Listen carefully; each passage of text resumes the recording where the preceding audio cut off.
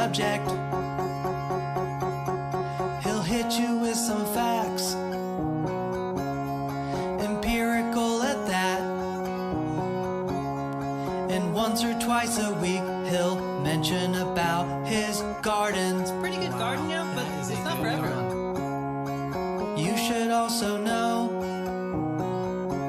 that there is a bonus show. Producer Pat will give his take, which is a pretty decent perspective. Pat knows what he's talking about.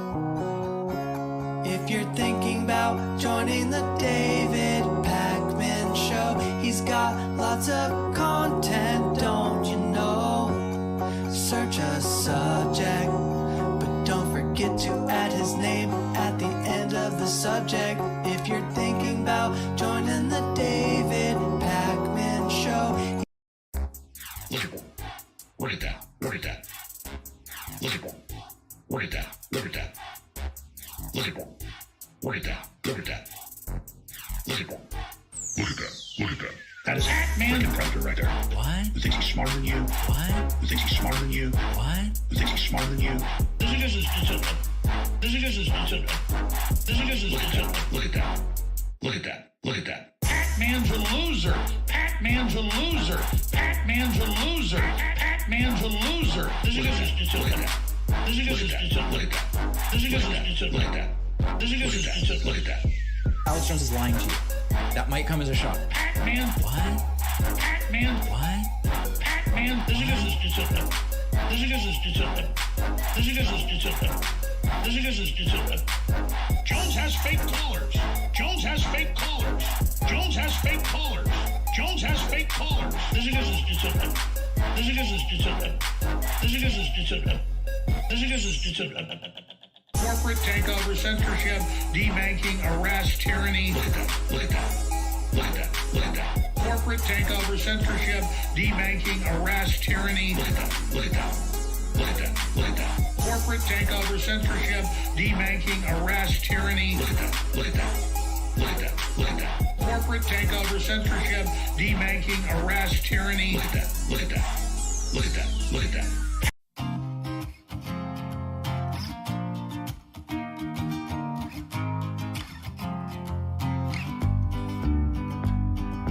There's a story that I know that I heard from the David Pakman Show. He brought some things to light, things that did seem out of sight. And now I take it where I go, whether it be to and fro. Every time I hear that theme song ring, it makes me wanna sing that catchy thing. It goes la la la la la la la la la la.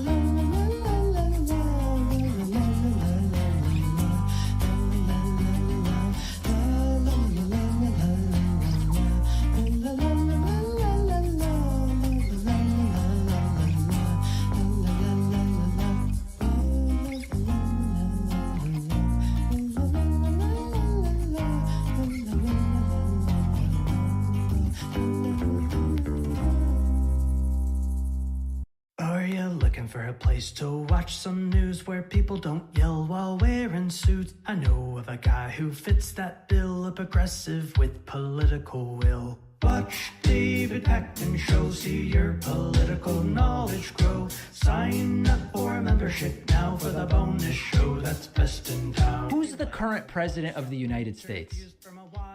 Who's the current president? Well, I guess it's a funny question. Watch David Pakman Show, see your political knowledge grow. Sign up for a membership now for the bonus show that's best in town. Well, you tell me, I mean, is there a president right now, I guess? Well, I'd rather not answer that. How's that? Watch David Pakman Show, see your political knowledge grow. Sign up for a membership now for the bonus show. I've been growing this one huge pepper all summer. It's time to pluck it. Sign up for a membership now for the bonus show that's best in town. The pirate's life, my lad. All right. Wow. Thank you. Welcome, everybody. We have... Whoa. And wow, I literally just lost my mic again. Did people see that? Oh, God. What a start. Let's see if we can get. What is happening here? Don't worry, everybody. I have new. Maybe I'll just hold it like this the whole time. I do have new equipment coming very soon. It's a long story as to why I'm even using this mic. Let's see if I can get it all teed up here for us. Hold on. That was very, very dangerous. I should sue. I don't know who. Okay, there we go. All right, let's get everything set up. 1 and 2. Dear God, that was we almost just lost the stream in the metaphorical and proverbial sense. Okay, welcome everybody. Tonight we have a debate between incumbent. Pillow was right about the machines. That's exactly right. Incumbent Democratic Michigan Governor Gretchen Whitmer and challenger from the Republican side, Tudor Dixon. Now, I'm already bummed out by the first super chat here. David, why are you covering this and not the Wisconsin Senate debate? That's likely to be more competitive. I'm always doing something wrong, and I apologize for that. But this is the debate that we put on our debate schedule before the Wisconsin debate was even scheduled. This is the one we've been promoting. And so this is the debate that I'm airing. I hope that people will allow that to take place. Okay? Thank you very, very much. Now, to Jack's point, the good news is that so far, the data is pointing away from Tudor. Okay? Gretchen Whitmer is currently leading by an average of 8.2. As much as 11, and it's as close as a tie. There's an American Greatness poll, I've never heard of that has it tied. But on average, it is an 8-point deficit for Tudor. So that is the good news, okay? Let's see if we can get our shot set up. I want a perfect shot for my audience. I would have nothing less. There we go. And then we want to make sure we go up here. That's good. And then there. And then let's tighten that up. Okay. And then we'll put that right in the corner. And that looks good. Okay. No audio right now, but we'll keep the audio up. And this will be starting very, very soon. Okay. Couple different things here to talk about. I don't know how many of you heard about this, but Alex Jones has been hit with $1 billion verdict for the latest defamation case. I have not yet heard whether he has changed his mind on that sweet, sweet bonus show money, but reportedly he will. And it's an incredible thing. Now, I want to make sure people understand, I don't take pleasure in the imminent destruction of Alex Jones' entire media empire because I just like seeing people suffer. I take my platform seriously, and I would expect that if I abuse the platform, there would be consequences proportionate to the level of abuse. The level of abuse that was Alex Jones, I don't even know whether to call it coverage of the Sandy Hook trial, is such a misuse of the platform that it's appropriate that the consequences are serious. Now, I'm not saying Alex Jones should never be allowed to work again. If he wants to get a job, at a gym, advising people on supplements and, stay hard and whatever it is they sell, I'm not saying the guy should starve to death, right? I'm just saying there should be consequences proportional to what he did and the lives that he ruined. And let's just leave it at that. Blake London says, we appreciate you streaming. Your coverage keeps me sane. Thanks for all you do. Very much appreciate that. Thank you very much. I do have a new element on my audio. Now, many of you, of course, are familiar with the following Mike Pillow clips. We're doing a class action lawsuit against all machines. As well as... Over 54 countries have now been taken by the machines. I also now have a similar clip from my own conversation with Pillow. I enjoy your little machine sarcasm. Yeah, there you go. That's Pillow talking to me. And by the way, if you did miss that interview, it was very much worth watching. Let me ask, because we're getting to the end of our time and we have a lot of other things to talk about, a couple just quick things that came from the audience. When you talk about... By the way, this was a question for all of you. When I meant the audience, I meant you guys. Machines. I just want to clarify. You mean electronic voting machines and those, because people write to me and they say, I'm worried Mike Pillow is going to come after my espresso machine, my lathe, my all these other type. I'm sure they do, David. Now you're just being sarcastic and the little left-wing humor there. I'm not. That could be your headline. Mike Lindell wants to get rid of the machine. I will tell you this. Yeah. We're in an apex in history where the technology we have out there, like in Australia, where they use drones to come down and tell you to go back. By the way, tons of Australians emailed me after and told me this isn't true. Back in your house. This stuff was going on there where we have in robots and everything run by computers. If you look at everything that can be hacked, you got, credit cards, companies get hacked, businesses get hacked. Yes. We had gas companies get hacked. All these things get hacked. When they get hacked, it all involves money or insurance. So you have, the good geeks, and they patch it up. Who did this attack? Who did this cyber attack? Who broke into This is on YouTube, over 300,000 views. Yeah. My computer, and they fix it, and they put up better protection, virus protection. But when it happens in an election, you can lose your country. That's all I'm about. All right. I just wanted to clarify that. That's fine. If you're going to take an election, which China was involved in this, I'll say it straight out. You just seen where the guy, Kolchak or whatever it was, Kolchak, I believe, in Michigan, just got indicted, arrested, and for China to be involved in the 2020 election. That actually went out in the news just a week ago. Okay. I'm telling you that with computers, we just did the preliminary injunction down in Arizona. That judge said, why hand counting is vulnerable. He's just all over the place. It's impossible to even keep up with it all. Too. And here's what my attorney said. He said, you know what? When you have a computer, you can change one number. You can do anything. You hack in, and it can affect millions. Where if you had to do the same thing with paper, you would have to have a whole cabal of people. You would have to have thousands and thousands of people in on it. Instead of having, to be protected. Our elections need to be protected. They do. All of our elections, right down to the school boards. You can't have people breaking in and hacking into computers. That's Is that true. such a thing? And David, doesn't it bother you that these guys have never said, hey, we have nothing to hide. Show us what's inside these computers. Instead, they attack Tina Peters, who that image. It's just endless. So anyway, I would definitely recommend people check out the full interview, leave a comment, etc. KG says, I guess it's a low bar, but it's easier to follow what Fetterman is saying than Mike Pillow just saying. It is easier to follow Fetterman, yeah. Mike Pillow will be the protagonist in the next Terminator movie, the hero we need in our war against machines. Well said. Well said.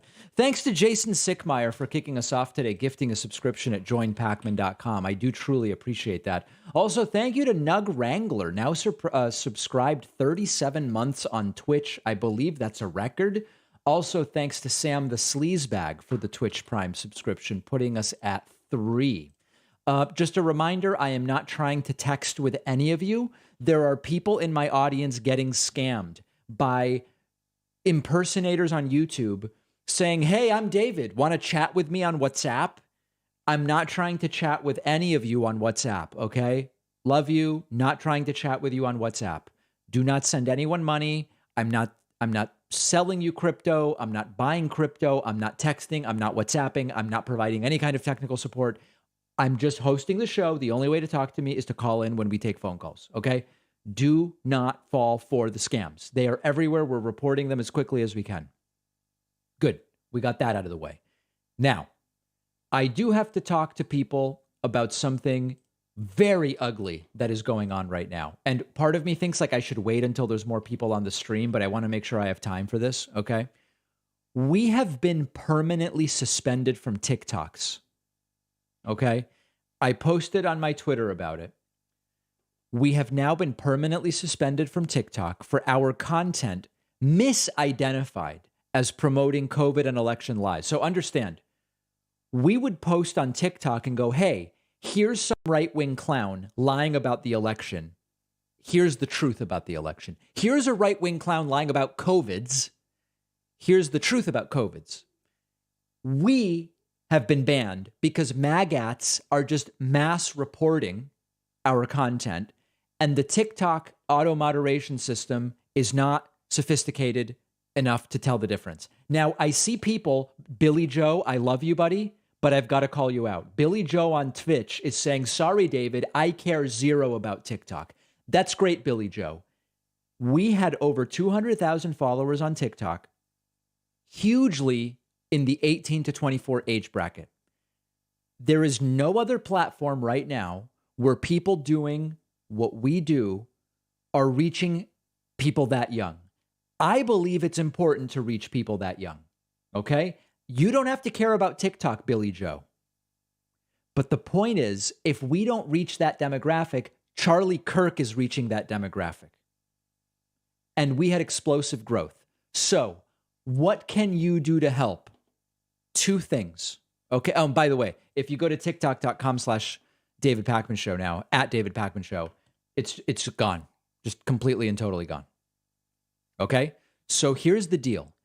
The account TikTok support on Twitter, send them a message and say, David Pakman Show was banned erroneously. Please reinstate David Pakman Show. This is one thing you can do on Twitter. If we do there's 3,000 people watching this stream right now. If even 1 out of 10 of you, 300 messages, go to TikTok support, they have open DMs, okay? I believe they will consider reinstating us. And secondly, there's this article on Business Insider, how to email TikTok when you have a specific support question or issue, okay? They list all these emails. Do one email to every single one of them, okay? And say, David Pakman Show was erroneously suspended. They are debunking misinformation. Please put them back on, okay? Now, I don't know that I would email like the Korea one, but a lot of these make a lot of, business services support, creator market, just dump it in, okay? I know a lot of you don't care about TikTok. I have seen the power of this. I go around and people come up to me now with tears in their eyes and they go, I love your TikTok. It happened to me yesterday at the grocery store. I was looking for quinoa, if you can believe it, and couscous, both quinoa, couscous, separate dishes. And a guy came up to me and said, I love your TikTok. They don't know about the podcast. They don't know about anything. They go, TikTok, TikTok, TikTok, TikTok. Okay. So let's see if we can get ourselves reinstated on there. It would be huge. We were on our way to 1 million followers on TikTok. We weren't even making money. You don't even make money on TikTok. It's just to reach the young people. I was making crudité with salsa and ricotta, and I was going to dip asparagus in ricotta and call it crudité, like a completely clueless fool. And then a guy came up to me and said, I love your TikTok. All right. So I'll report to you guys what goes on with that. Meanwhile, I want to say thanks to Jason Sickmeyer and Gordon Hall for gifting 2 more subscriptions at joinpakman.com. And also thanks to TR Napsta for another Twitch Prime subscription, which I very much appreciate. And lastly, Amber Bridgman. Amber, welcome. For whatever reason, the ladies dominate membership signups during live streams. Our audience is 70% male. During the live streams, the ladies dominate the subscriptions. Okay, the debate starts in 10 minutes. We are monitoring a number of different feeds. I hope that this actually works and goes live at 7 p.m. Eastern. Okay, let's get to some other things because there are so many things to talk about, major news today and things I want to get to before it is too late. Okay. Let's look at a couple clips from the hearing today. We also interviewed Brad Parscale, Yeah. President Trump's former campaign manager. He told us he understood that President Trump planned as early as July that he would say he won the election even if he lost. Right. And just a few days before the election, Steve Bannon, a former Trump chief White House strategist and outside advisor to President Trump, spoke to a group of his associates from China and said this. And what Trump's going to do is just declare victory, right? He's going to declare victory. But that doesn't mean he's the winner. He's just going to say he's the winner. We know. The Democrats, more of our people vote early that count. Theirs voted mail. And so they're going to have a natural disadvantage, and Trump's going to take advantage of it. That's our strategy. He's going to declare himself a winner. So when you wake up Wednesday morning, it's going to be a firestorm. Right. Also, if Trump is losing by 10 or 11 o'clock at night, it's going to be even crazier. We know. No, because he's going to sit right there and say they stole it. Agree. I'm directing the Attorney General to shut down all ballot places in all 50 states. It's going to be no. He's not going out easy. If Biden's winning, Trump is going to do some crazy shit. As you know, Mr. Bannon refused to testify in our investigation. He's been convicted. I just dropped my Stream Deck where I was trying to configure some new drops for you guys. Convicted of criminal contempt of Congress, and he's awaiting sentencing. But the evidence indicates that Mr. Bannon had advanced knowledge of Mr. Trump's intent to declare victory falsely on election night, but also that Mr. Bannon knew about Mr. Trump's planning for January 6th. He certainly seemed to. Here's what Bannon said on January 5th. All hell is going to break loose tomorrow. It's all converging, and now we're on, as they say, the point of attack, right? The point of attack tomorrow. I'll tell you this. It's not going to happen like you think it's going to happen, okay? It's going to be quite extraordinarily different. And all I can say is strap in. Yeah, and people ended up dying. You have made this happen, and tomorrow it's game day. So strap in. Let's get ready. Yep. Not particularly auspicious beginnings for what was a massive historical disaster. Thanks to Graveborn, who just gifted 50 subscriptions on YouTube. Look at that. Also, a super chat from Daniel. Should have asked Mike Pillow to predict when your TikTok would be reinstated. No such process to decertify a TikTok ban. Very much well said. Also, thanks to Rory Cairnduff. Rory Cairnduff, who is new member number 58 today. Let's continue with some of these clips. Trump continuing to lie. Why didn't oh, hold on. That's not good. Why didn't crazy Nancy Pelosi call out the troops before January 6th, which I strongly recommended that she do? She actually did. We now have the evidence of it. Trump did not actually request security on January 6th. That has been widely debunked. Let's look at a couple other clips before the debate starts. This is going to be a very, very interesting debate. Let me see what else. We did the Rogan stuff already. This is interesting footage. Yeah.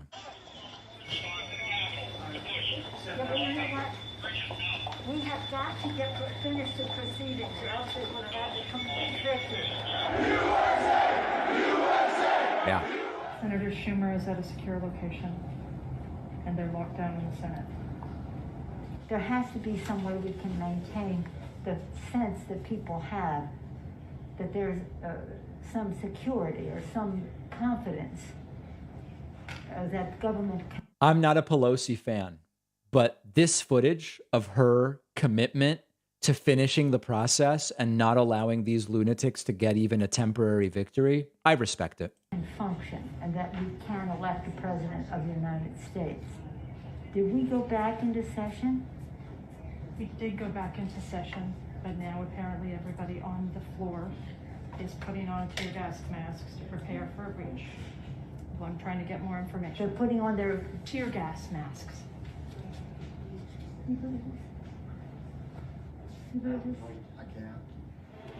We need an area for the House members. All right, so you guys get the point. 7-minute video that I absolutely encourage you to check out.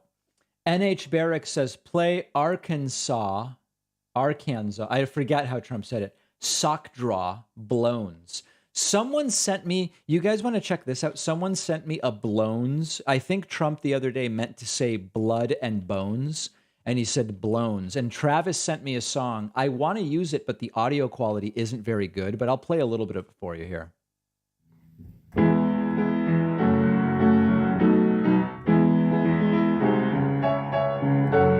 This is an original.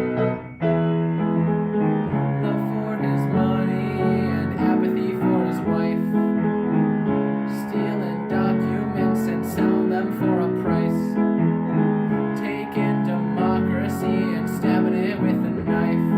And in his deepest soul it somehow makes him feel so nice. It's in his bones, his blood and his bones. He feels it in his bones, his blood and his bones. Okay, anyway, so I said if you can like put together, you know, I don't want to say like a better produced version. I just mean like a little bit better audio quality with a separate mic. It's funny. I think it would be good. Okay, couple other things here from the standpoint of media. Let me see what I had on my list.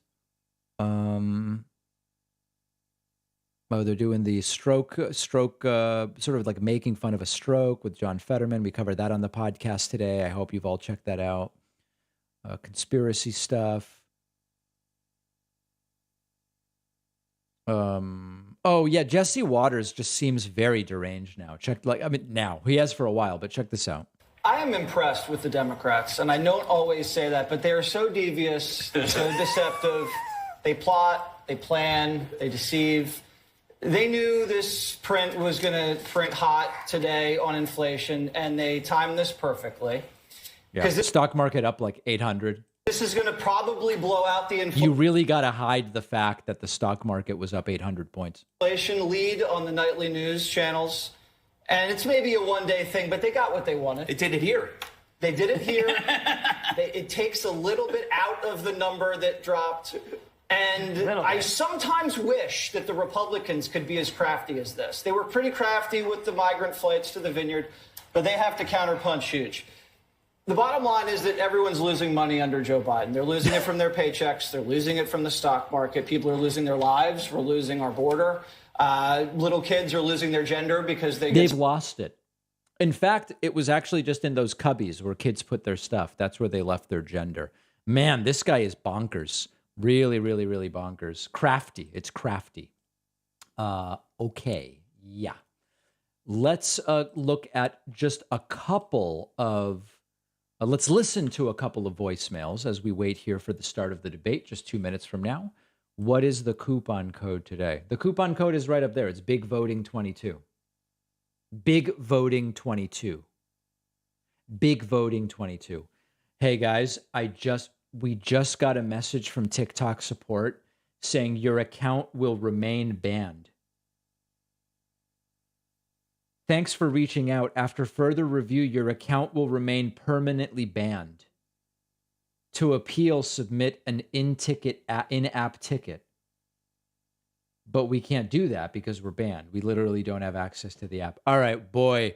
The protocol I mentioned earlier, we've got to continue, okay? So step number 1, send a message to TikTok support on Twitter. TikTok support on Twitter and say, the David Pakman Show was erroneously banned. And then on this page, Business Insider has a page called How to Email TikTok When You Have a Specific Support Question or Issue. It lists like 10 different emails. Email every single one. It really can make a difference, okay? And by Monday, I'll have a little more info for everybody. All right, let's listen to a couple of voicemails before the start of this debate. Let's see what else we have as far as that goes. David, it's a beautiful day today. Gonna have a beautiful stream.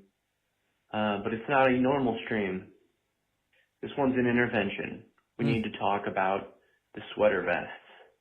Stop lying to yourself. Stop lying to us. You have a child now to think of, and you, sir, have a problem. We only say it because we love it, because we love you. Put that sweater vest down. Yeah, I mean, it's a joke related to OAN host Allison Steinberg making fun of sweater vests, which I don't wear. I don't think I've ever worn a sweater vest on the show.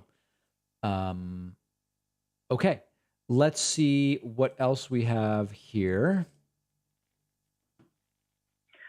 So, just so that everybody knows, like what they think is attractive now is probably not going to be attractive.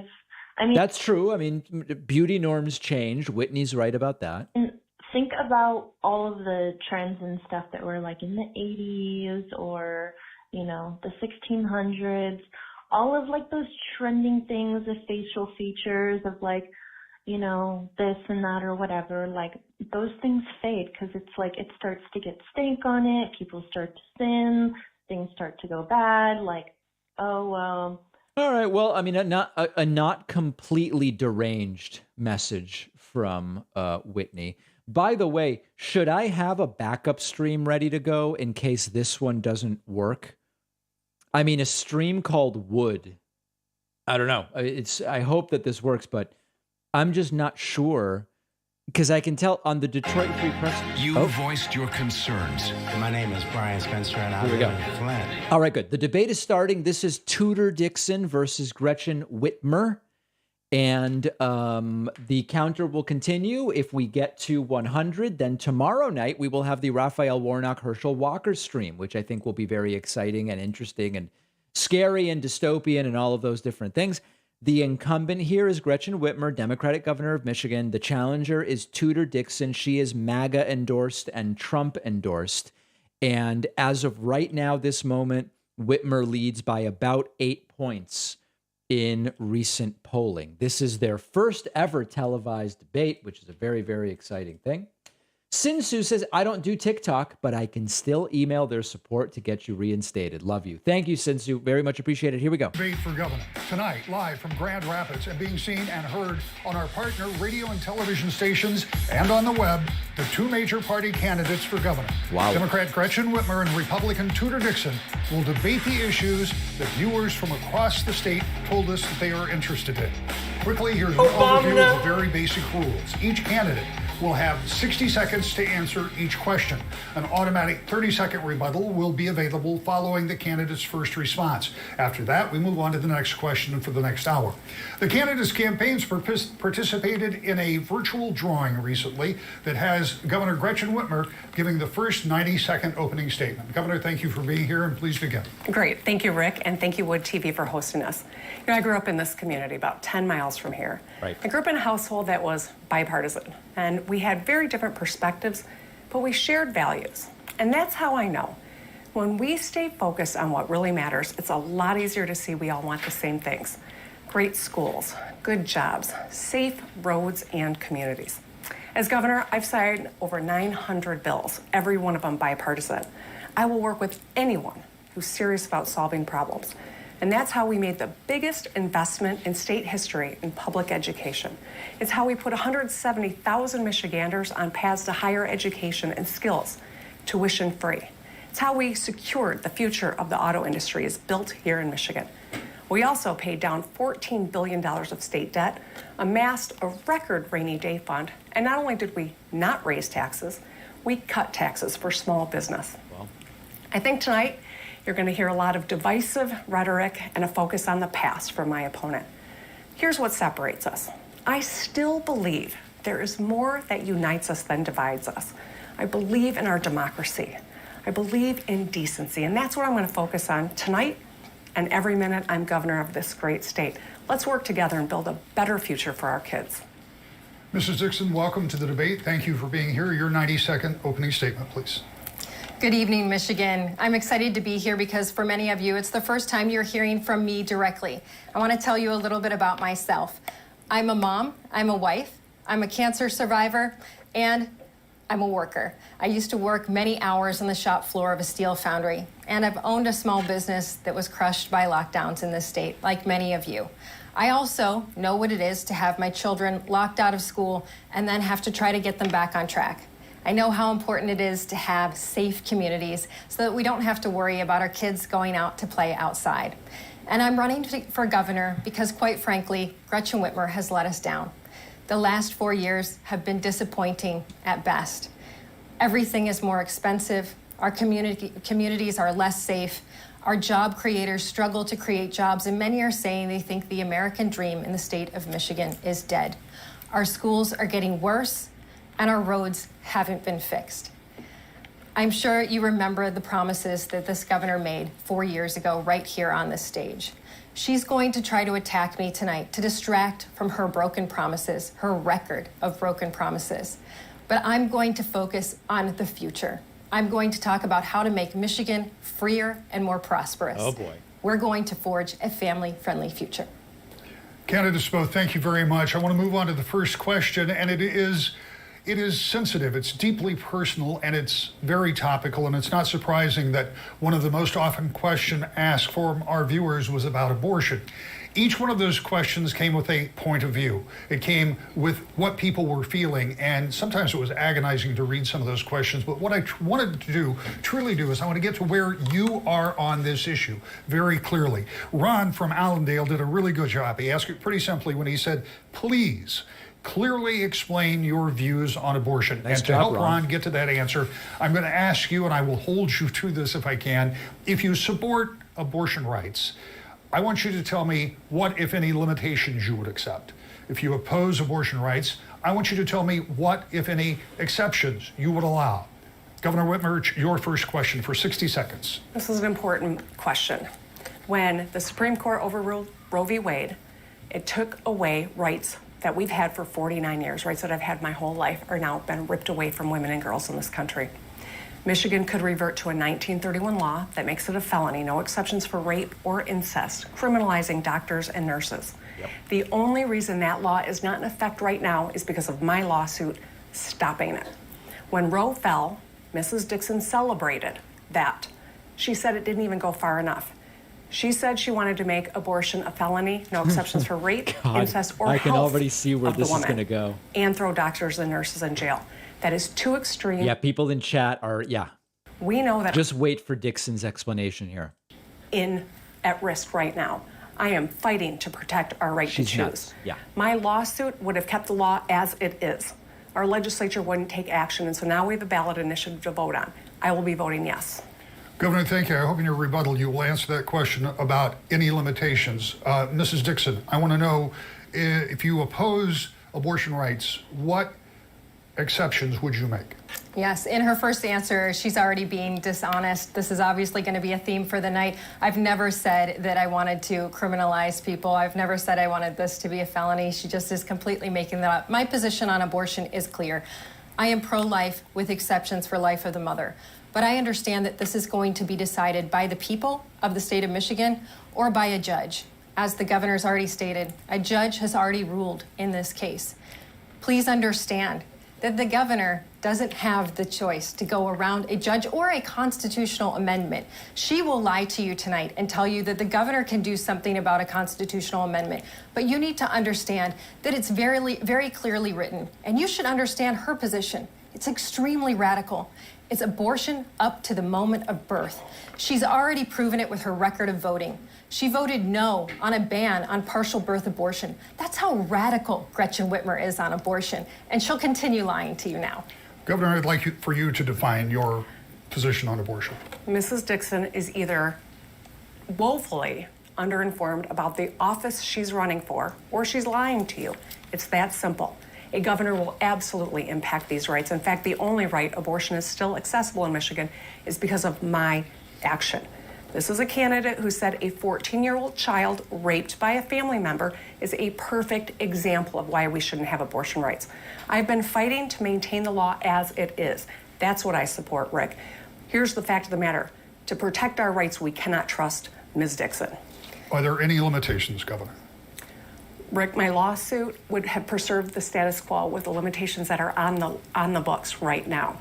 The legislature wouldn't enact it, and that's precisely why we are going to the ballot now. Thank you. Your rebuttal, Mrs. Dixon. She's clearly stated she has no limitations. She doesn't even want parental consent. That's what the proposal that she's out there talking about every single day says. She's lying about my position. And I can see why she's a little confused about a constitutional amendment, because this is a governor who time and time again thought she was above the Constitution of Michigan. In fact, the people had to go to the Supreme Court to try to rip her powers away, even though she held on to them like grim death. This is how she's going to treat the people of Michigan. It is not how I will. Our second question deals with part of the same issue, and on the ballot this year will be a proposal 3, that is dealing with abortion rights. Now, this may or may not change the conversation between the governor and the legislature, depending on what happens. But to the degree that you support or oppose this initiative, I want to know, and I want you to answer Alexander's question, and this comes from Walker. The first question will go to you.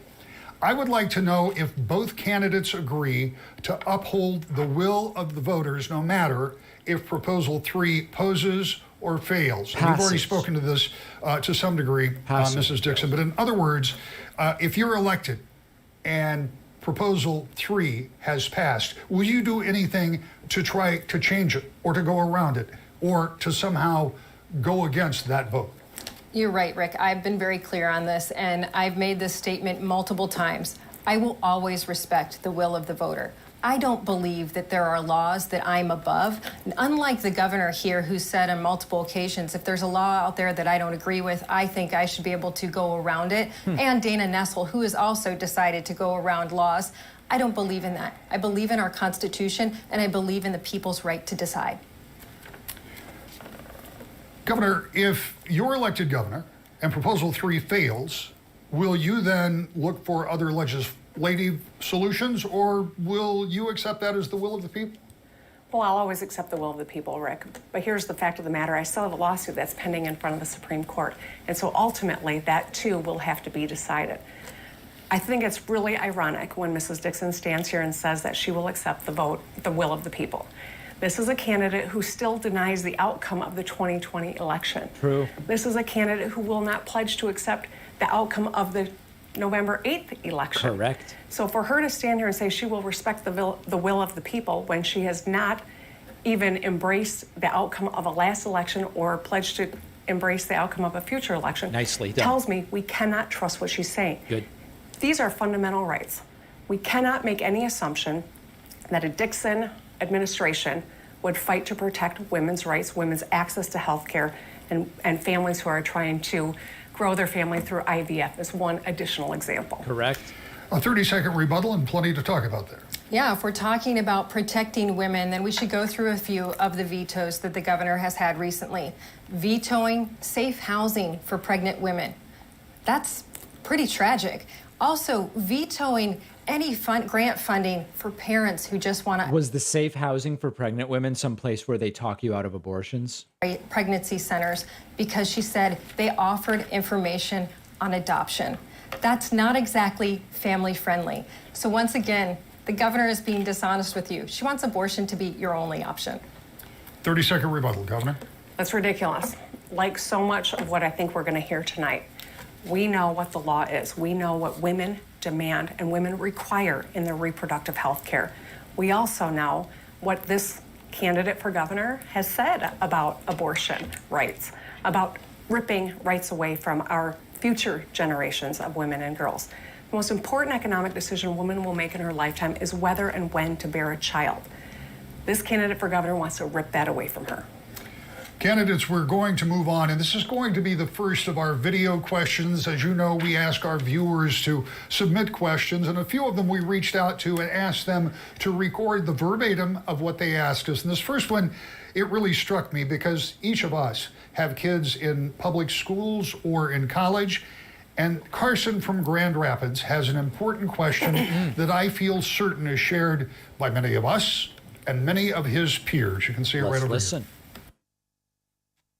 As a high school student, school safety is a top priority for me. Uh-oh. What will you do in order to keep our schools safe and ensure protection to all Michigan students? Oh boy, here we go. We know that there are so many pressures for kids in school these days, and I would expand Kayson's question to say this. Sherry from Troy wants to know, in addition to school safety, How do you support students' Oh, this is a mental cop-out health to in add schools? this, 'cause they Governor, can just I'll begin answer with you. this. 60 seconds. Sure, Rick. Well, we've made historic investments in education. That includes wraparound supports for mental health. I've listened to parents, and I know school safety and mental health of our students is paramount. I gotta tell you, as a prosecutor, I led the efforts to get prepared for a new school year, active shooter drills with our police officers. As a mom, I am furious. I'm angry that in this country, and only in this country, the #1 killer of children is gun violence. As governor, we need to act. I support secure storage. I support background checks. I support red flag laws. My opponent, on the other hand, does not. She's proposed more guns, less oversight, and eliminating gun-free zones. She claimed not to even know what safe storage was, which is exactly what the Oxford families have been lobbying for. That kind of out-of-touch governance only makes our kids more at risk when they're in our schools. Mrs. Dixon, 60 seconds on keeping the children safe in schools and their mental health. Yeah, in 2018, our state police released a Safe Schools report. That Safe Schools report covered everything from hardening our schools to making sure that the mental health of our students was taken care of, and making sure we're seeing those flags when we see a child that's in danger. The governor hasn't even come out and talked about the fact that the Michigan Department of Ed has now come out and said there are times when we can hide a dangerous situation from parents. If a student wants to harm themselves or someone else, we should hide it from the parents. We've never seen something like this before. We're in really scary times. We need to trust our experts. When our state police come out with a report like that, we need to take it very seriously. The money that we've received so far from the federal government could have been used to harden our schools over this summer, but nothing happened. We really need to take that money and focus on how to keep our kids safe inside of those buildings. 30 seconds. Governor Whitmer, as a rebuttal, please. The same month as the Oxford school shooting, where 4 children were murdered, 8 were injured, and the community was terrorized, Tudor Dixon posted on her social media a picture of her shooting a gun with the caption that said, "Gun control means using both hands." She is too dangerous and too out of touch to be trusted with protecting our kids. She'll put the Second Amendment before second graders every time. We cannot let that happen. Well done. Mrs. Dixon, you have 30 seconds. Gretchen Whitmer's made it pretty clear. She wants to make sure she takes away any protection you can have. She wouldn't allow protection even inside of the school, where we know that's the best case scenario if we have someone that can shoot down a shooter, shoot down a threat. But she doesn't want anything like that. She wants to make sure your kids are in a sitting duck zone, where there can be no guns and there's no protection against them. The idea that she thinks that having any type of weapon is too dangerous for the state of Michigan, she'll take all of your guns away. Mrs. Dixon, the next question goes to you, and we stay on the subject of schools.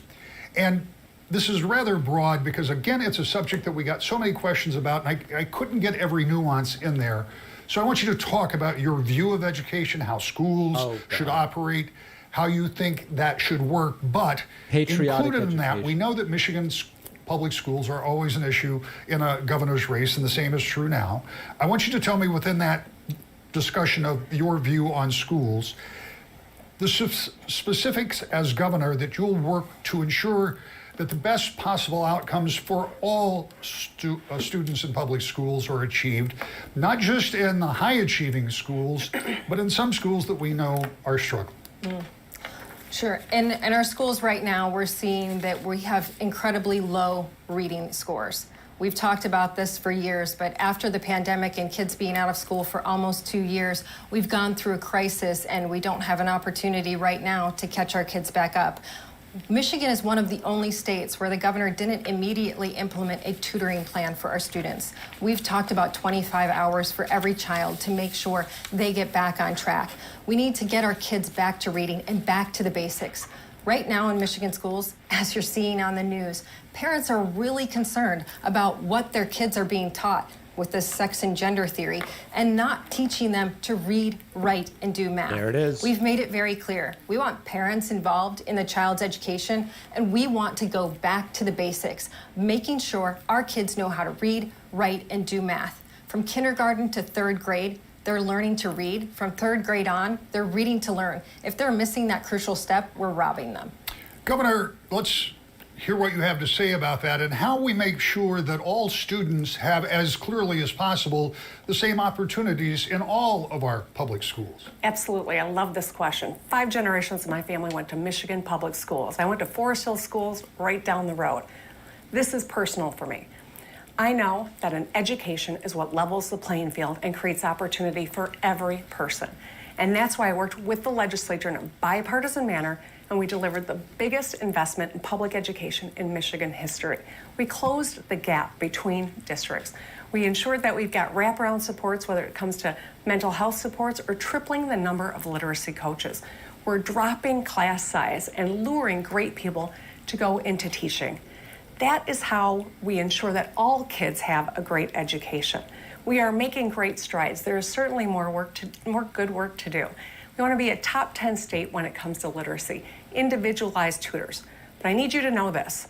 The person bankrolling Mrs. Dixon's campaign is Betsy DeVos. Why is that? Because they want to take $500 million out of our public schools. Correct. You have 30 seconds to respond, Mrs. Dixon. She says she closed the gap. What she really did was close the schools. And when we talk about making sure there is no wrong path for any child, you should know that when Detroit Public Schools kept their schools closed longer, she was silent. When Flint Public Schools closed their schools down again, Gretchen Whitmer was silent. In fact, in the midst of the pandemic, when the legislature said they would give her money for reading scholarships, one of her people came out and said, smelled too much like vouchers because they don't want parents to have control. She doesn't want you to have an impact on your child's education. Governor, 30 seconds. Betsy DeVos's voucher plan might help Betsy DeVos, and it might help Tudor Dixon too, because her kids go to private schools. Ooh. I don't have a problem with kids going to private schools. That's her choice. But the fact of the matter is that most kids don't have those options. And that's why we've got to improve the education system across the state of Michigan so that every child has a great education. A governor's job isn't just to I think Whitmer has a slight edge so far, but nothing that's going to like dramatically move the polling is my opinion at this point. Another subject that was very high on the list, as you will understand, and people wanted to know 1,000 questions, that's an exaggeration, about the state's response to COVID-19. And there's no way to go through all of the questions. So as we sat around trying to think of a way that we could get to that question and give it some depth, here's what we want to do. Instead of going one by one through every grievance or why did this happen or why didn't this happen, I want you to think back. Given the advantage of 2.5 years of knowledge that we didn't have in March of 2020, and given the advantage of hindsight, which is always particularly good, I want to first ask you, Governor, looking back, if there is anything that you would have done differently. And Ms. Dixon, when I get to you, I want to ask you, if you had been governor, what would you have done differently? Oh, that's Governor? two different. Well, let's start with this. COVID was incredibly hard on every single one of us. We know that this was a brand new virus that we didn't know a lot about. We knew that our hospitals were filling up and that people were dying. We were in desperate search of masks and ventilators. There were refrigerated trucks outside of some of our hospitals to store people's bodies who didn't survive COVID. It was a desperate time. So I talked to the experts. I listened. I asked questions of our national experts, of state experts. I talked to my fellow governors, Republicans and Democrats, and we helped one another as we made tough decisions because lives were on the line. Studies have shown that our actions saved thousands of lives. Now, 35,000 people in our state have died from COVID. They may not matter to some, but they matter to me, every single one of them. If I could go back in time with the knowledge we have now, sure, I would have made some different decisions. But we were working in the middle of a crisis and lives were on the line. Mrs. Dixon, given the information that we had 2.5 years ago, what do you think you would have done differently if you were governor? Well, the governor wants you to believe that she did listen to the experts, but we have the letter from the Nursing Home Association that said, whatever you do, don't send COVID positive patients into nursing homes. And yet the governor did. When Andrew Cuomo even backed off of this, Governor Whitmer doubled down. She even tried to hide the final report of the numbers of how many deaths we had. In fact, she's tried to hide a lot from this pandemic. She tried to hide, or she did hide, effectively, why her Department of Health and Human Services director left. In fact, she even paid him off with a secrecy agreement. The same with unemployment. What a debacle to have $8.5 billion fraudulently sent out. Now I've got people bringing bills from the state up to me, begging me to forgive the unemployment that she's trying to get out back because she accidentally sent $8.5 billion out. And what about our students that she kept locked out of schools and wouldn't listen to parents when they begged her to let them play? Let them play. She wouldn't even listen. Governor, you have 30 seconds. None of what my opponent just said is true. It just isn't. Here are the facts. While my life was being threatened for making hard decisions to save lives across our state, Mrs. Dixon was spreading conspiracy theories. Mrs. Dixon was downplaying masks, saying that this would go away without getting vaccinated. She said kids couldn't get COVID. Had she been governor during the pandemic, thousands more people would have died. A lot of those deaths would have been in our nursing homes. 30 seconds. Unfortunately for Gretchen Whitmer, everybody knows that I have been vaccinated and she's completely dishonest. But she can't be honest because she knows that her response was so completely horrendous. In fact, she closed restaurants down longer than any other state, and we lost 3,000 restaurants. But we just got a report today. Michigan is having a slower comeback than any of our surrounding states. So not only did she make bad choices when she closed us down and refused to open our schools, but she hasn't figured out how to recover. Candidates, we move on, and this is one of the more unusual questions that I've ever had because we've never been quite here since I've been covering politics in the state of Michigan. Michigan has rarely had more of a robust treasury. There has been more money that has come through. Some of it is federal, a lot of it is state money. There are billions of dollars that are still unallocated, even after the largest budget ever and the largest school aid fund ever. So my question is, and it goes first to you, Mrs. Dixon, what do you do with that money? Do you save it? Do you spend it? Give it back to taxpayers? None of the above? What do you do with maybe $6 or $7 billion? Well, certainly, you know, I want some of it to go back into schools, to harden our schools, and to make sure that our kids are getting caught back up. As I stated earlier, Michigan is one of the only states that didn't implement a robust tutoring system after the pandemic to get our students back on track. And the test scores show. Right now, our third graders just failed their literacy exams nearly 60% across the state. And in Detroit, 90%. So when we talk about making sure there's no wrong path, that hasn't happened in the state of Michigan. We have the funding to make sure our public schools have the resources that they need. It's time for us to use them to make sure our kids get back on track and focus on the basics. Get back to reading, writing, and math. The governor still has not made a comment about the fact that parents are begging for our schools to go back to the basics and get our kids back on track. Governor? Let's talk about a few stats. Michigan's economic recovery is the fastest than any we've seen in our history. We have one of the strongest economic recoveries in the country. We know that we are seeing small business growth that's outpaced any year that we've seen in the last 23 years. We've made record investments when it comes to securing the future of the auto industry here. General Motors, $7 billion building batteries. Ford, Stellantis. It's not just about autos. It's about the future of manufacturing, future of life sciences. Perigo moved their headquarters from Florida here to Grand Rapids. Pfizer expanded in Kalamazoo. We're also onshoring chip production to bring supply chains home from China to Michigan. KLA, SK Siltron, Calumet Electronics, Hemlock Semiconductor. We are building the future of the economy. And we're also training our workforce so that they can get into those good paying jobs you can raise a family on. 170,000 Michiganders are signed up for our opportunities tuition free to get educated. Yeah, that's a big thing. I would love for them to say who is the current president and is he legitimate? Just be honest, the report came out today showing that Michigan is in a terribly slow recovery. In fact, we've lost more small businesses than any other state except for New York. We're tied for losing the most small businesses. We've also lost 82,000 jobs while Gretchen Whitmer was in office, and she hasn't saved the automotive industry. She's only trying to save face now because she knows Ford left and went to Kentucky and Tennessee. And when she was asked, her response was, I think we didn't know. Governor? That's ridiculous. Listen, we have are a top 10 state for new business. We are the #1 state in the nation for clean energy job growth. We have put our fiscal house in order. My opponent is proposing a $12 billion cut to our budget.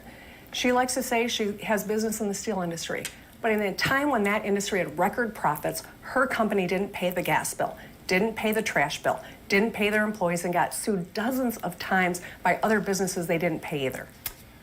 Let's stay with Michigan's budget to some degree, and it also talks on another topic that was discussed a lot in this studio 4 years ago.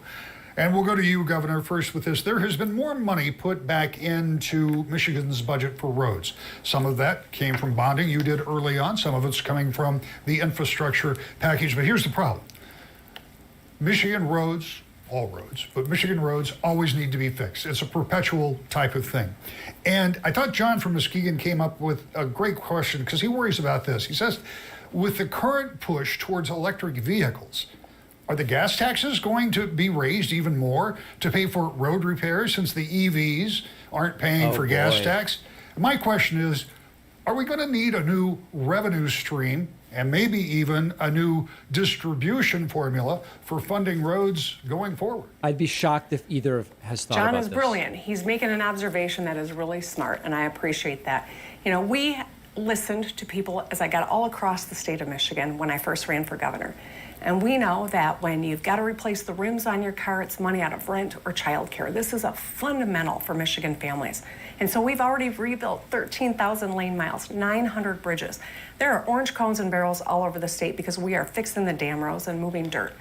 But you don't overcome decades of disinvestment in 4 years. It is going to be an... So Whitmer has no clue how to actually answer the question as asked. Let's see if Dixon does. I predict no. To get done will help us do more when it comes to fixing our roads, rebuilding our bridges, fixing water infrastructure that brings water into our homes. The Biden administration sent us billions with the Infrastructure and Jobs Act. I'm grateful for that. That will help. But as we think about the transition that's happening in our auto industry, our solution for roads is going to have to transition as well. Mrs. Dixon, it's going to be a question the next governor is going to have to deal with. Yeah, I'm sure this question was asked because 4 years ago on this stage, the governor was asked if she would raise taxes to pay for the roads that she said she was going to fix, which we now know her own roads commission says are in worse shape than when she took office. In fact, she said no, she wasn't going to raise the taxes. That was ridiculous. It was nonsense. You've heard those words come out of her mouth. So she seems to not even be going near the question. Remember that when she was saying those words 4 years ago, then one of her first acts when she got into office was to try to raise your gas taxes by 45 cents. In fact, when she says she's worked in a bipartisan manner, she's actually vetoed road funding in the past because she didn't get her way on 45-cent gas tax. You're right, we will have to figure out a way to fund the roads. It's going to take public-private partnership in the future, but it's going to be a ways out because the entire country is not going to go to EV vehicles overnight. Governor, 30 seconds to respond. I think the evidence is all across the state, despite what Mrs. Dixon's commercials say. We are fixing the dam roads. We are moving dirt. We are using the right mix and materials, and they are built to last. But you don't overcome decades of disinvestment overnight. We recognize that there is a lot of good work to do. When you see those orange barrels, see that as a sign of progress, and remember to please slow down. There are hardworking men and women on the side of the road risking their lives to rebuild infrastructure to power It's like, you know, neither one of them has a clue. There's one idea, which is tax electric vehicles as if they were gas powered. There's another idea which explains how once you reduce some of the negative externalities of gasoline burning, it actually will generate more money. It will free up. This stuff has been studied, and they both have no idea. She's saying it'll take a second term and maybe even several more terms just to do what she promised in the first place, which she knew she couldn't do. But she wanted to earn your vote then, and now she's trying to get your vote again. Mrs. Dixon, I want to turn to crime and policing. I, again, was surprised by the number of questions that we got about this. And I looked up a few statistics, and there are some that support the idea. This is from 2019 to 2021, the last year that numbers are available, and it comes from the incident crime reporting from the Michigan State Police. And they show that there are some violent crimes that are on the rise, but in fairness, robbery, rape, and most property crimes, other than auto theft, are on decline. However, as governor, how can you promote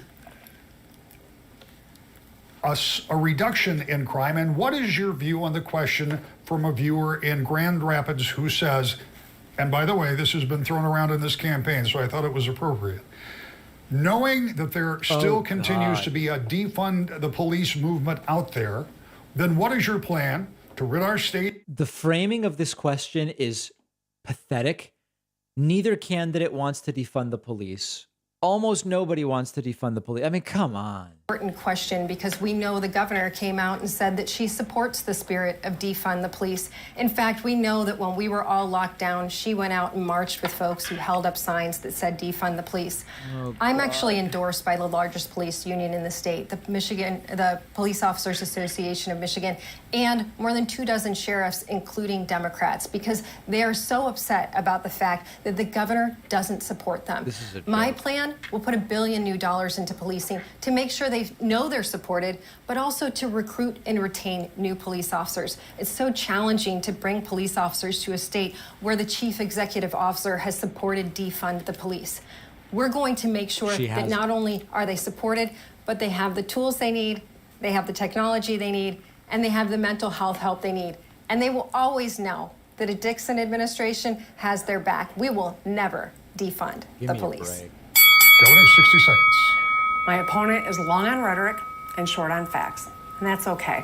I gotta tell you, as a former prosecutor, I have sat with our law enforcement. I have worked arm in arm with them. And that's why the budgets that I have written have been focused on supporting. I can tell you as governor, I've made too many phone calls to grieving families who've lost their loved ones on the front line. I've attended too many funerals and visitations. And that's why we've gotta talk about gun violence. My opponent's proposing policies that increase guns, decrease oversight, and eliminate gun-free zones. That's not going to make us any safer. Here's what will. I delivered a bipartisan investment in our law enforcement, $1 billion for training, for recruiting, for making sure that we're shoring up pensions for those who risk their lives for all of us every day. Every one of us deserves to feel safe in our home and in our communities. Investing in law enforcement is what we have done and what we need to continue to do to keep people safe. Mrs. Dixon, 30 seconds. It must be so embarrassing for the governor that it's actually on tape that she said she supports the spirit of defund the police. The spirit of it is to reform the police, right? I mean, like the letter of it is to defund. The spirit of it is to reform. And veto funding for our road patrols. Now she's coming out and saying she's bipartisan and she's supporting the police, but her record shows something terribly different. In fact, that's why we've lost a cop a day in Detroit this year. It's devastating to see the chief executive officer treat our police officers this way. Governor? I know Mrs. Dixon is committed to her talking points, but the fact of the matter is just this week, with a group of Republican and Democratic legislators, I signed a bill to support our secondary road patrol. Just this week, I was endorsed by a different police organization and a number of prosecutors and sheriffs. They're split. You know why? They usually go to the Republican side. The thing that's horrible about politics is you could just genuinely, like this story she's telling, she literally sat down with Republicans and Democrats and they figured some stuff out. And it doesn't really matter because your opponent can just lie and say you didn't do it, and you might lose because the voters might not know any better. Concerns about racial bias in law enforcement. And this is important because we have seen so many cases around the country that have been really troubling. And here's what he says. He says racial bias exists in law enforcement in policing, charging, trials, sentencing, incarceration, prisoner abuse, probation, and parole. If you would please ask a question about criminal justice system racial bias reform in Michigan. First, Governor, do you agree with that assessment? Why or why not? And if you agree, what can you do about it? Well, I think that we know there is always work to do to make sure that people who are policing communities are safe, they are supported, but they are also trained and that they are working with the community. That's something that's really important. I'm going to tell you, one of the most joyful things I've attended over the last few years was an expungement fair in Flint with the sheriff and the prosecutor working with our attorney general and secretary of state to help people who've already served their time, who simply want a job and a fresh start to get back on that effort. That came about because of the work that our lieutenant governor has done with regard to improving our criminal justice system. There is more work to do. There is training. We ask too much of our law enforcement officers. We need to support them with mental health experts so that when they are in communities, everyone goes home at the end of the day. Mrs. Dixon, do you agree with the assessment in that question? And if you do, what do you do about it? We need to always make sure that our police officers have the training that they need and the support that they need. What we're seeing in the state of Michigan is many of the communities that used to have police officers rise up out of them, and then they would become police officers in their own community, which is so important and so valuable to our local communities. They've stopped doing that because of this rhetoric of defund the police that you've heard across the country, because people have demonized our police officers and made this a career that people don't feel comfortable in anymore. In fact, our own governor marching with the people who are out there saying the police are bad have helped move this narrative along. It's hard for our police officers and it's hard for our community. I think not only do we need training in our police departments, but we also need to bring our She's figured out a great way to not even weigh in on whether there is racial bias around our police officers. Governor, take 30 seconds and respond, please. One of the important jobs of the governor is to keep her cool and to be a healer in chief. What Mrs. Dixon is referring to was a clergy-led moment of healing. We had police represented as well. It was an important community moment. What won't heal the divide is someone who makes a rush to judgment, like Mrs. Dixon did when the altercation and death of Patrick Leoya happened here in Grand Rapids. That won't fix problems. We need to support good cops. We got to make sure communities are safe. We can and must do both. Mrs. Dixon? As I've traveled around this state, I've had police officers tell me time and time again, too often, Governor Whitmer criminalizes the police and glorifies the criminal. She comes out on the side of the person who's trying to harm our cop. She is someone who does rush to judgment. This is a real problem when you have your police officers out there in the line of duty in danger every single day. She's right. I'm going to support our police officers. I will always have their back. I will always make sure that they know they are safe in this state. This question will go right along with what the two of you have already addressed. Goes first to you, Mrs. Dixon, with 60 seconds. Where crimes are committed with guns, that involve guns, and the question arises, how do you keep guns out of the hands of people that would do bad things with them? Okay. Given the recent U.S. Supreme Court ruling, the state's ability to make gun laws may be somewhat limited because of the Bruin decision, but no matter what, when you see firearms-related crimes, when you see gun violence, what, if anything, would you do to change Michigan's existing gun laws or create new ones, again, with the codicil about the Supreme Court? 60 seconds. One of the biggest problems that we have in the state of Michigan is that we're letting people out too easily. People commit gun crimes and then they're back out on the street. This is a problem for our police officers, too. They're afraid to even arrest these guys for fear they're just going to come back out and target them. And we've seen that happening. Police officers across the state tell me that they are now being ambushed as soon as they're out on the job. This is catastrophic. We need to make sure we are tough on crime in this state. This idea that you're going to take guns away from law-abiding citizens and somehow that's going to keep them out of the hands of criminals, that's never going to work. We have to make sure that we are tough on crime. When we find someone who commits a gun crime, they need to be put away. This administration is trying to hide prison numbers from you. They're saying that the prisons are empty, that we don't have a crime problem. Our sheriffs across the state have told me they're hiding them in our jails and giving them lesser violations and then letting them back out on the streets. That's catastrophic. Governor? I'm a little confounded by what she just said. I don't know that there's any facts behind it. I'll say this. There aren't. As a former prosecutor, I take public safety very seriously. As a mom, I'm furious that in our country, guns are the #1 killer of our children. As a governor, I know we can and must act. I support secure storage. I support background checks. I support red flag laws. This is how we keep our communities safer. This is how we keep our kids safer when they're in school. My opponent supports constitutional carry, which means more guns, less oversight, less training. She wants to eliminate gun-free zones like at our schools. The work we have done has helped improve safety. There is more good work to do without question. But here's what we've done. With Operation Safe Neighborhoods, we've got parole sweeps. We're getting illegal guns off the streets. We're working with local police departments, and we will continue to do so and take any action we can to make our communities safer. Mrs. Dixon, 30 seconds. I don't think it can be any clearer. The governor's made her statement. She wants to take guns away from law-abiding citizens. She does not trust our law-abiding citizens with their guns. We know this. Many of them can't be trusted To do this on their own. And she doesn't even know that we're in a situation where our jails are filled with violent criminals that are beyond what our jails can handle. They're not putting them in our prisons. She doesn't even know what's happening in the criminal justice system in her own state.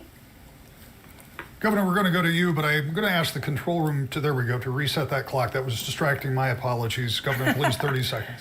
Sure. I mean, I'd be happy to give my 30 seconds to Mrs. Dixon if she wants to actually tell us what kind of supports she might, what policies she might support to get guns off the street, to keep our communities safer. I still haven't heard that. I don't think that you've heard that.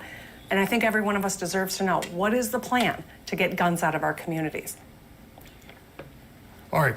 Candidates, we're coming down to the end of this. We may have to move a little quicker, so I'm going to go with you real quickly, Governor.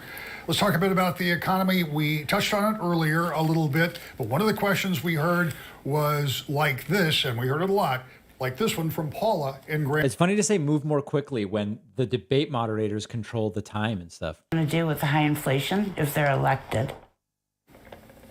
Paula, I appreciate the question, but I will stipulate that the governor doesn't have the unilateral ability to change a national or global economy. But there are some things you might be able to do. About it Jane in Caledonia says, what's your position on removing the taxes and retirement pensions? This is a very hot topic, especially with the inflation rate as high as it is. She says, I'm considering moving out of Michigan because of this. And Charles from Hickory Corners wants to know, in light of people hurting because of the economy, will you work to roll back the state's income tax to 3.9%? Governor, start with that or anything else that, as governor, you might be able to do. There's a lot to cover there, so I'll start with this. We know that inflation is hurting, whether it's the price of gas or it is the price of groceries. A governor cannot fix global inflation, but what we can do is help keep more money in your pocket. I worked with the Republican legislature to make sure that we leveled the financial barrier to higher education and skills so that people can get into good paying jobs. 170,000 people are in tuition-free programs now. We also expanded TriShare, which started here in Grand Rapids, by the way. The state picks up a third of the cost of daycare, the parent a third of the cost, and the employer a third of the cost. And for people who are really struggling, we have expanded for 150,000 kids in Michigan, daycare that is free or low of cost. We also put our fiscal house in order. And because of that, because of the upgrade in our credit rating and the money that we've put in the rainy day fund, we could repeal the retirement tax, which I do support. We could triple the earned income tax credit, which I also support, and a pause on the gas tax. Mrs. Dixon, can you tell me what you think the governor could do? Because obviously it's a big problem. Yeah, well, it's very interesting that they asked about the pension tax because the governor stood here 4 years ago and said that she would, that would be one of the first things that she would do, would be repeal the pension tax. And that hasn't happened in the 4 years that she's been governor. In fact, the other question was, would you try to get the income tax down to 3.9? The governor was actually offered 2 different reductions in the personal income tax to get money back in your pockets, but she vetoed both of those. It's not surprising. This governor has vetoed more bills than any governor for the past 70 years. So I thought vetoing bills was good for conservatives because they don't want government doing too much. She vetoed that as well. In fact, Michigan right now has some of the highest gas tax in the nation. We have some of the highest gas prices in the nation. She hasn't come out and said she's going to give you a gas tax holiday now. If she had done it before, you wouldn't be suffering so badly now. Gretchen Whitmer wants you to pay more for gas to force you into electric vehicles. 30 seconds, go. By the way, would that be so terrible? I mean, our gas prices in the United States are not accurate in the sense that they are subsidized and they don't reflect the full environmental and social cost of a gallon of gas. That's why it costs more in Europe. They've cut your taxes, but they know secretly none of it even goes into effect until 2023. I don't play those games. I veto those games. You deserve honesty. You deserve solutions. You deserve leaders who can work together and deliver for you and your family. That's what we've been doing. When we talk about inflation, you should ask the governor where she stands on line 5 and your gas prices, because she has made it very clear that she wants to shut down line 5 and will do anything to do so. Even though Joe Biden says no, she's still trying to shut down line 5 today. Line 5 would raise the cost to heat your home. It would raise the price to fly out of our Detroit airport in a time we need economic development, and it would raise the cost of gas for your car.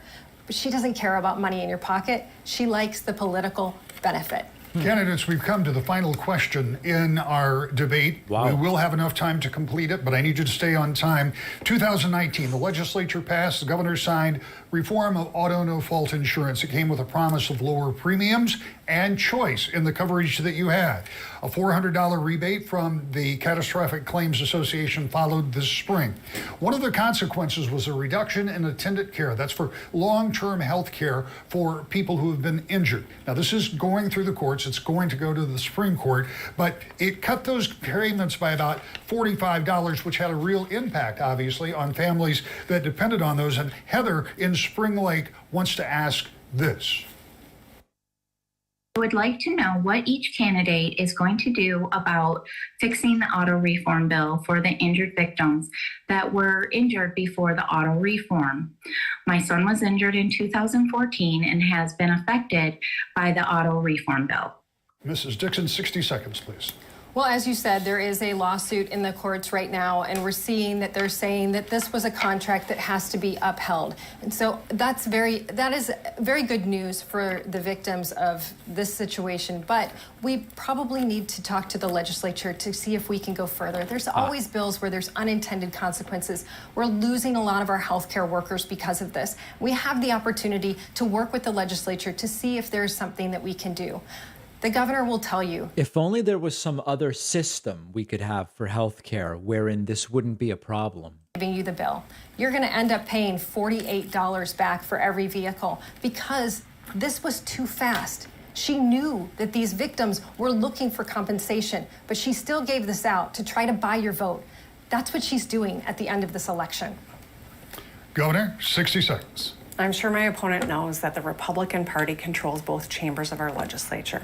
We worked together because Michigan had high auto rates. Consumers wanted options. And so that legislation gave them options. And because of it, they've been able to save some money. They got a rebate. Also, we've got more people who are driving who are insured now because they can actually afford some of the options. Now, for people who were injured before that law was signed, they have a vested interest, and I believe that they deserve the care that they need. And so I am eager to work with the legislature. The Republican leaders in the legislature haven't come to the table yet, but I'll be a willing partner when they're ready to do that. 30 seconds. This governor has proven time and time again that she actually won't come to the table. She keeps claiming to be bipartisan. I want to remind you that she has vetoed more bills than any governor in the last 70 years. Which conservatives claim to like. Her bipartisan willingness to work with people. Do not be deceived. This is a woman who shut down the state and had to have her powers removed by the Supreme Court. Do not trust her with another 4 years to terrorize you. Governor, 30 seconds. I think that there are so many wonderful things that are happening in Michigan. There are certainly some challenges ahead.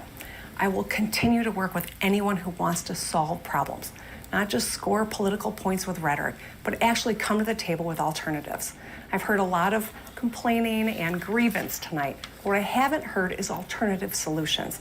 That's what I'm always going to stay focused on, and I'll work with anyone who brings that attitude and wants to solve problems regardless of what side of the aisle they come from.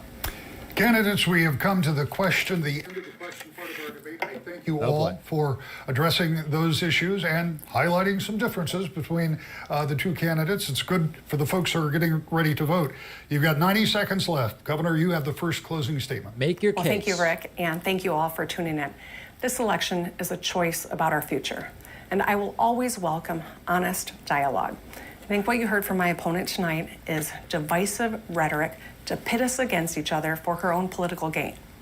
I don't have time for that. I don't think you do either. These are serious times that require leaders who can solve problems and work together to make your life a little bit better right now. I want to continue to move our state forward, to make Michigan a place that can attract young talent and keep them here, to make sure that women have the right to make their own decisions about their bodies and their health, to ensure that Michigan is a place where every person is respected and protected under the law. It's the Michigan I want for my children and for yours. We cannot trust our future to dangerous people who peddle conspiracy theories, to people for whom problems are more politically valuable than solutions, to people who think they only win if someone else is losing. We don't have time for that. This is a great state, and our future is bright, and I'll work hard every single day to make sure of it. I'm asking for your vote in this critical election. Thank you, and good night. Mrs. Dixon, you have the final word. The governor would like to forget how hard the last 4 years have been with Gretchen Whitmer. She's shown us who she is. She stood on this very stage and said she wouldn't raise taxes. And she tried and tried and tried again to raise your taxes over and over. She also said that she cares about women, but she would gladly put little boys in your daughter's locker room. She also said she cares about parents, but she hasn't stood for parents who have said, why do we have adults whispering sex and gender into the ears of our little kids? This governor's policies are radical, dangerous, and destructive. Crime is up, jobs are down, schools are worse, and the roads didn't get fixed. That's what happens when you hire a radical career politician. You go in the wrong direction. Lansing needs common sense. What a horrible person this woman is. Clean our businesses, and we help them to create jobs, we help them to increase salaries, and we help them to be prosperous. We need to tell our parents, we've got your back. We want you to have the final decision on what's happening in your child's education. And we need to make sure that we hire more cops, and they know we have their back, and we're gonna get out of their way and let them do their job. But most of all, I wanna make sure that we put money back into the pockets of our middle-class families. We need common sense, and when you lack it, that's all you can see. I hope to earn your vote and bring Michigan back to a family-friendly Michigan on November 8th. She didn't really say anything supporting voting for her. She just attacked Whitmer. Personal privilege, because in election years, one of the most difficult things to do is to bring the candidates together for debates for a lot of reasons. And it's not because candidates don't want to debate, but it's a huge investment of time, and there are a number of considerations that you have to take for your own candidacy. For reasons on both of your sides, it might have been easier not to do this tonight. I get that. So I appreciate the fact that you personally agree, but moreover, in working with your campaigns, that you were willing to compromise and or set aside some of the problems that we might have had in putting this together. So my personal thanks to you and your campaigns. I want to congratulate you both on having great folks in your campaigns to work with. I want to thank our partners all around the state.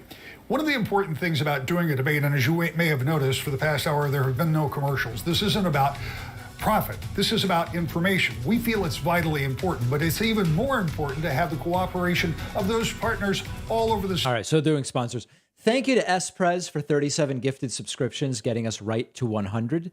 This debate was interesting in that there was very little that would even potentially move the polling. Many of you in the audience were saying the polling's not going to move at this point. It's, we got 3.5 weeks. I don't believe the polling will move. One thing I do want to mention, Whitmer is obviously the better candidate. Obviously the better candidate. Whitmer is obviously the better candidate. Whitmer is obviously the better candidate. I hope I'm being clear. But I do believe I was right when a caller asked me for my one word, sort of what comes to mind, what one word comes to mind when I hear the name Gretchen Whitmer. I said milquetoast, and two people wrote to me and said that's crazy. She's relatively milquetoast, and I don't say it as a pejorative necessarily. I just say she's not an exciting candidate. She has a better grasp of the issues. She doesn't have insane positions on many things. Last thing, Whitmer is the better candidate. No, last thing. Much like Blake Masters did in his debate with Mark Kelly, much like Greg Abbott did to some degree in his debate with Beto, Tudor Dixon is doing what many of these MAGATs are doing, which is they're pretending to be way less radical during the debates. And meanwhile, you look at their Twitters and it's just cuckoo for Cocoa Puffs insanity. And, Make of that what you will. Presented without comment. All right. If tomorrow night Herschel Walker shows up to the debate with Raphael Warnock, we don't know whether he's going to show up. It's just not clear. I will be live with that debate. I hope that indeed it happens. I appreciate everybody who joined me here, and we will be back very soon. Make sure you're subscribed on YouTube. It's free. Make sure you followed on Twitch. It's free. Make sure you've liked on Facebook. It's free. You'll just be notified when we do more streams. See everybody very soon, probably tomorrow. Obama.